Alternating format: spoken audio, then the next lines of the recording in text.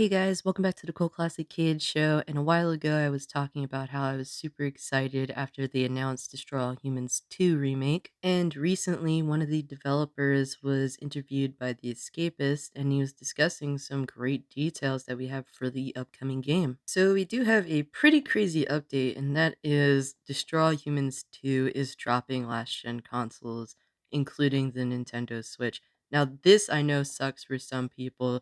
A lot of people actually have not been able to get a PS5 or an Xbox Series X or an S, and I really do feel for you guys.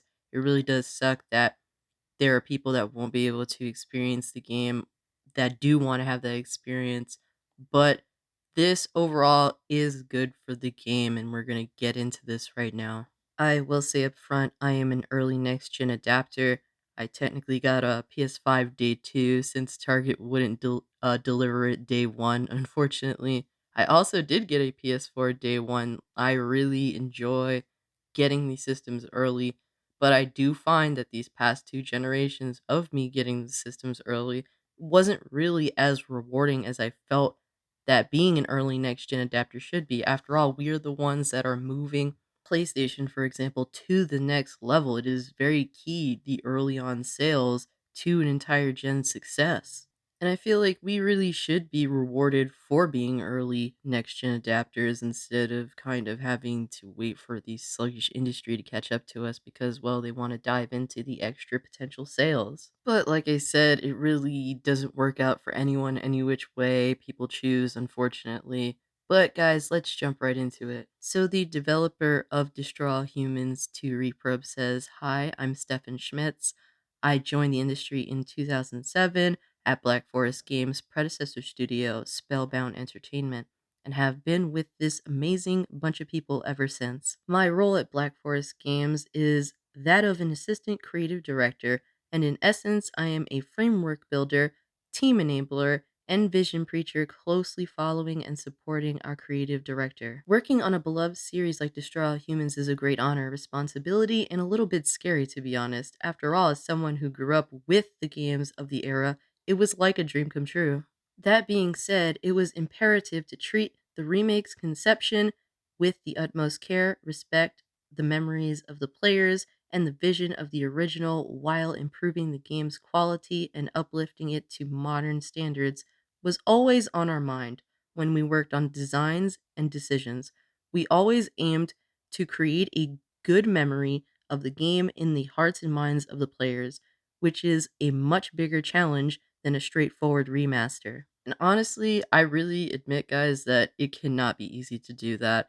I'm hearing all good things so far with what he's saying, respecting the original game itself and the fans of the people who originally played it. That's what I'm hearing, and I really do like that. During a time where a lot of these developers say, oh, we must change things to appeal to the modern audience with a remaster, honestly, that shit just pisses me off. I'm so tired of hearing it. So, what this guy is saying right now is very crucial and important to me as a player and as someone who has loved the original Destroy All Humans games. But one thing I love is when these developers do modernize the controls because the way we played games back then is a whole lot different than how we play games now, and sometimes going backwards is so jarring that it almost makes it impossible to play some of these old games that we used to love and enjoy playing because now we know so much more when it comes to controls and what feels better and more convenient. The Escapist asks, what did the developers learn from doing the Destroy All Humans remake since they're now working on its sequel remake? Stefan says, working on a franchise always gives you the opportunity to analyze the previous game's development and course correct for the upcoming installment.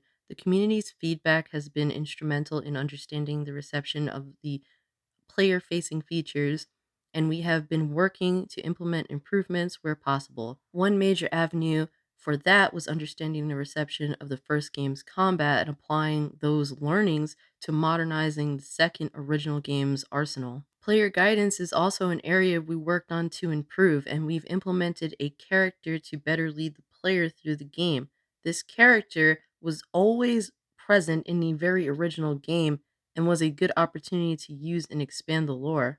Hmm.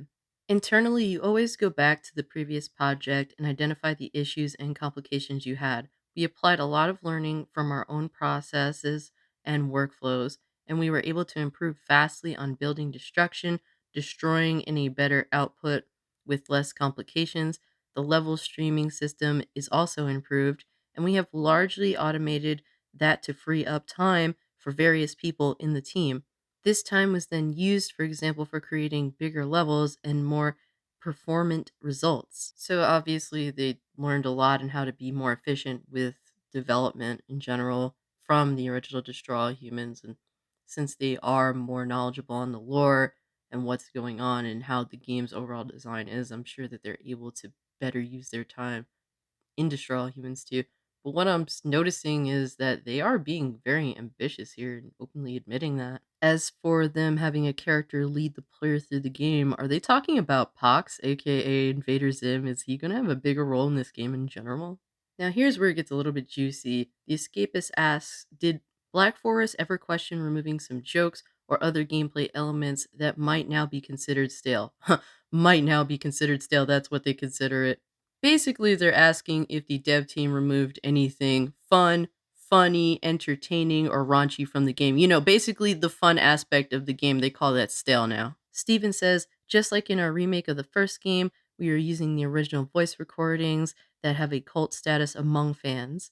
There may be a few lines that land on the cutting room floor for various reasons, like an adjusted mission flow, just as in the first game, since the feedback from fans new and old was very positive regarding what we did for Destroy All Humans 2020 Remake. We are approaching Reprobed in a very similar manner. The Escapist asks, how did the team decide what elements need to be reworked from the original sequel? And Stefan said, in our process, we draw inspiration from industry benchmarks, our accumulated experience as a team, and even from more recent entries in the classic Destroy All Humans franchise. In the end, we always have to answer one question. Does a change we suggest improve upon the game in a meaningful way without disturbing the identity or perception of the game's memory of the original? All right, guys, judging by what he's saying, it could sound a little bit hairy in terms of, when they say talking about taking stuff out, but judging from the original remake that they handled, they really kept all the raunchy shit, all the funny lines, all the entertainment is still in the game. So I'm pretty confident that in terms of censorship, there's not going to be anything there. Whatever seems that it's going to be removed seems to cater around possibly making the game flow better, which sounds fine by me. I don't really have a problem with that. Now, summing up what he's saying about gameplay in general, because I don't really want to dive too much into giving any of that away, but basically he's saying he's expanding upon areas that are there, improving how weapons work, basically adding extra features to things that are already present as opposed to adding new things in general. Like, for example, instead of making a brand new level to add to the game, they instead chose to add newer areas to the levels that are present and add newer details to those areas as well. It's basically the same thing with the weapons as well. They more so, instead of adding new weapons, they fine tuned the old weapons and they added new upgrades to those old weapons, overall improving the arsenal and the handling. And I'm completely fine with that, guys. I don't need new levels that feel like they don't belong. I don't need new weapons that feel like they don't belong. Just make better what is key. The Escapist asks, will any licensed music from the original Destroy All Humans 2 be making a return in Reprobed? And Stefan said, Reprobed will feature a wider variety of tracks than the original game. We particularly wanted to strengthen the levels set in Japan and Russia by adding music in Russian and Japanese language. Bringing back certain iconic tracks from the original soundtrack is, of course, also something we hope we can do. Now, that's definitely a little bit of I mean, obviously, I think that new music could be interesting in the game. I love some Japanese music, so I'm interested to see how that works. And I don't really know any Russian music, so I guess that would be interesting to hear. But when he says, they hope to bring back at least some of the iconic tracks, uh, I hope that you can too. I mean, that sounds a little iffy, but it isn't a deal breaker for me personally. Now, here's where things get crazy. The Escapist asks, why were Nintendo Switch, PS4, and Xbox One left out of the loop this time around? I'm interested to hear how and when that decision was made. Stefan says that was a very hard choice to make for everyone. Either we would have had to ship a new game with potentially weaker visuals compared to Destroy All Humans 1 remake to accommodate the larger and denser maps of the second, or we would have to forego the old gen and gain back that optimization time and give that time back to the team to make a bigger, better world and combat experience. We decided to go with the latter choice as this allowed us to take a big step forward for Destroy All Humans 2 Reprobed in terms of visual quality. For example, we were able to place about 5 times as many objects in the levels, making them more vivid, less empty, and more believable. As a result, both we and the players have a bigger experience to play with. The Escapist asks, how is the team taking advantage of PS5 and Xbox Series XS features? And Stefan says, can't say much here, but the ability to render double the amount of actors on screen is a clear plus to me.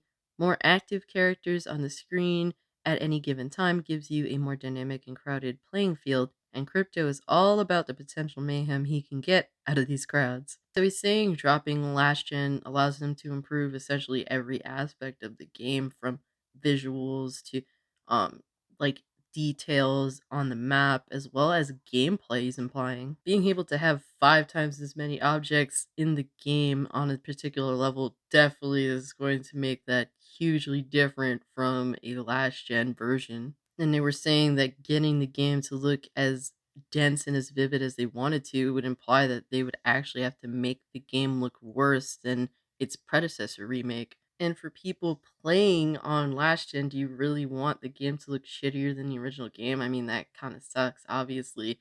It would make the game look bad. People would think worse of the game. And the most important thing is that he's clearly implying that Crypto is going to be able to fuck with a lot more people at once.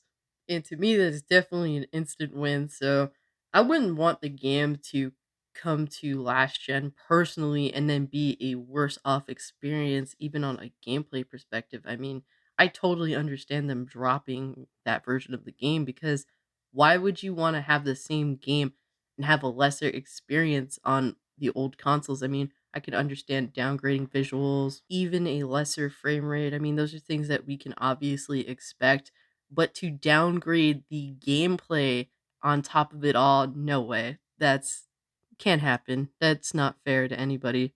In my personal opinion, completely unacceptable. So I get it. I think this is the team keeping their integrity, and even THQ Nordic keeping their integrity, because they could have just slapped a shittier version to last gen and probably made a lot of money on that, because there's still a large user base for last gen and especially on the Switch. So the fact that they're doing this shows that they are keeping their integrity by delivering a solid experience to the consoles that are still the game is still coming to.